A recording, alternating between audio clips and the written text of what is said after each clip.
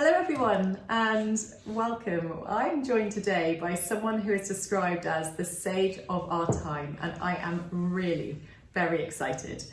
You'll probably all know him as probably Tom Foolery, which is the name he uses across all his social media accounts.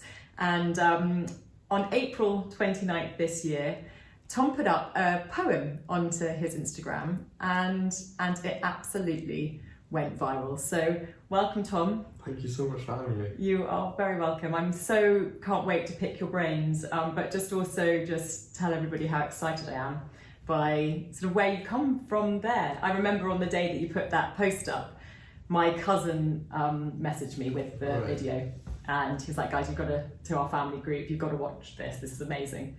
And we literally were mouth open thinking, wow, this is just so incredible. So I sent it to my friends and family, put it on my social media, and you could just see everyone across the world doing the same thing. Like literally, it was going massive. And when I first saw it, I think you had something like 3,000 followers. And I was like, that feels strange for someone that's done such an amazing poem. And by the end of the day, you were on like 75,000 on Instagram. And I don't know, it must have just felt so surreal for you. Without a doubt. It was very much a unexpected and, strange to use the word, but kind of organic happening, so to set the scene, a tiny little bit, I had been living with my friends in North London and working as a freelance filmmaker. So I was making the videos that went on the social media account of this big company. And then when lockdown hit, like overnight, my job just vanished. It just stopped existing. And very luckily, we were 2 weeks away from re-signing our flat. So decided not to do that because suddenly I had no financial stability whatsoever, and moved back home to my dad's house. And he is a professor of epidemiology, so he was called back in to work in the hospitals, and I was left at home with my little brother and sister.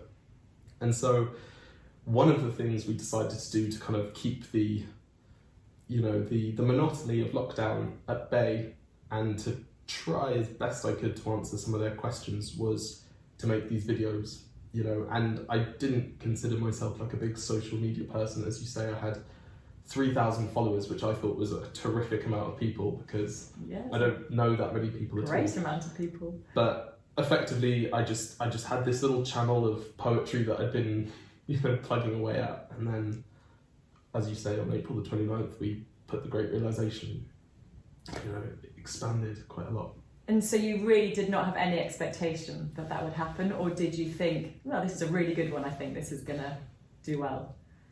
I think I've tried to think about this a lot because people ask me this. I was pleased with it. I was proud of it as a piece, and I think the best litmus test is when you're making something is to think, do you like it? And when I was editing this one, I kind of caught myself at certain moments thinking, I think this is all right. I've managed to say what I wanted to say, which I think sounds incredibly simple, but when you're making videos or when you're telling stories or anything like this, so often you know what you want to do and you know what you want to say, but there are so many things that have to go right in the process of getting to the point of, finishing the piece. That along the way, maybe, one or two things goes wrong, the lighting doesn't look good, you choose the wrong cutaways, the music is off, or, you haven't put enough thought into the message of what you're trying to say. And you get to the end and you think, I nearly said what I wanted to say. And I guess with this one, I thought, I'm happy with that, but I didn't expect any of the things that happened afterwards. I think I would have been a lunatic to expect those things, to be completely honest with you. Yeah, so incredible. But it was also a really brave thing to do, because at that time we were only about a month into lockdown. Yeah. Lots of people were dying, with very much going on the up. Coronavirus was ravaging care homes, and you were writing about optimism. And did you think that you were taking a risk at putting something like that out, or did you truly believe optimism was what we needed? I didn't think I was taking a risk for a number of reasons.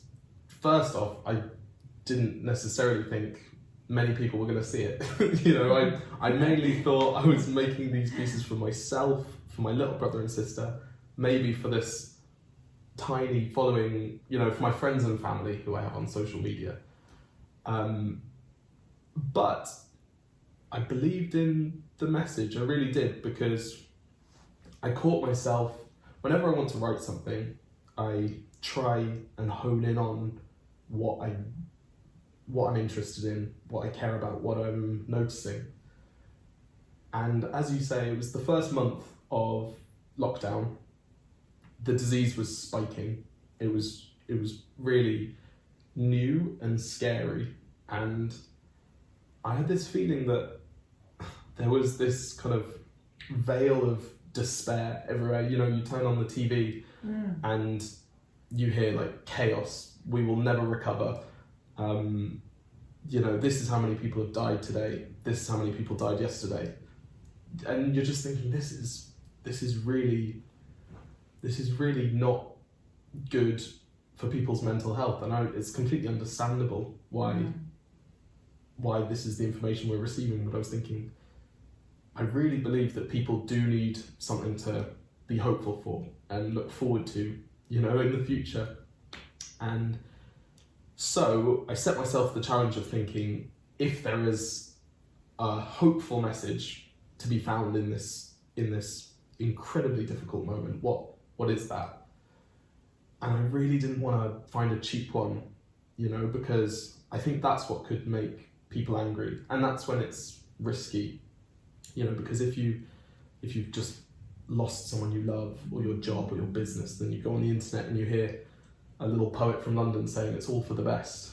I think that would make me angry. So I was really thinking, what is the silver lining? Is there a silver lining? Maybe there isn't one. And I kind of just let that thought settle. I didn't push it. I made other videos, because the Great Realisation was the 4th that we released.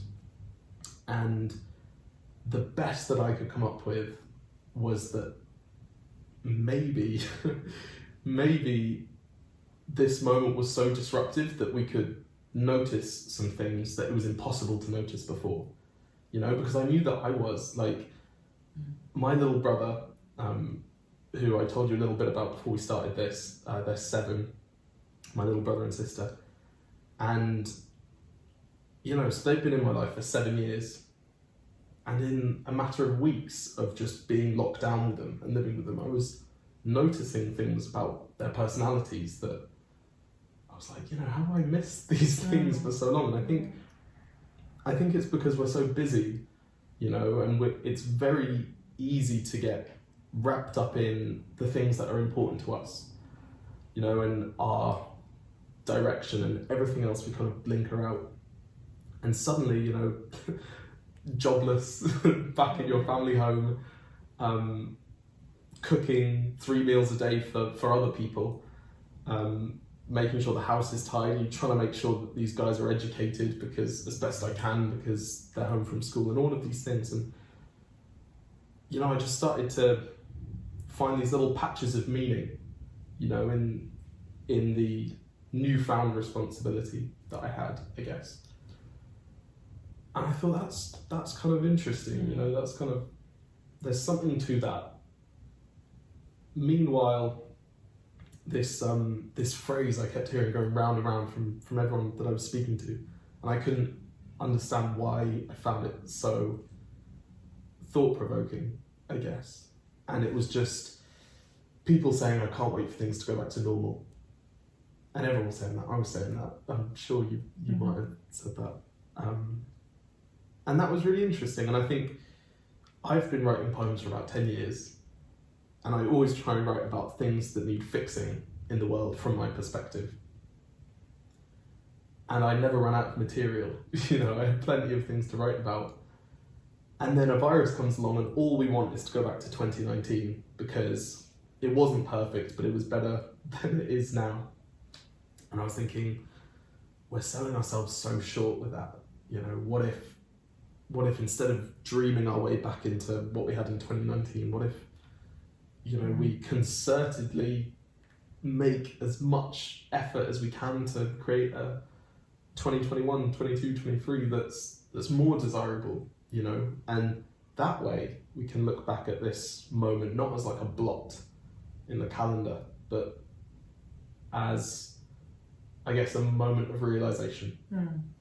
And that changing perspective. Yeah, and that's kind of what started it. And I think that's what made it go so well, and people really felt that they could latch onto lots of what you were saying in that. Okay, let's not think about the negatives, let's try and think about the hope. Let's see how we can change the way we live. And I know I definitely still now, 8 months on, I hope I stick to this a little bit more slowed down life. I really do enjoy it, instead of here, there and everywhere, meetings there. And yeah, exactly. You can, Zoom is an amazing thing, or like video conferencing is an amazing thing. You don't have to cross London all the time to get to different places or cross your cities. And actually, if you can and do that a bit more often, you've got more time for friends, more time for family. So I think you sort of hit the nail on the head with everything you were saying. And people might not have realised that before they watched your video, but afterwards they're like, do you know what, there's bits there that I can take out of that I really feel will work for me, and what's the hope for the future. Sure.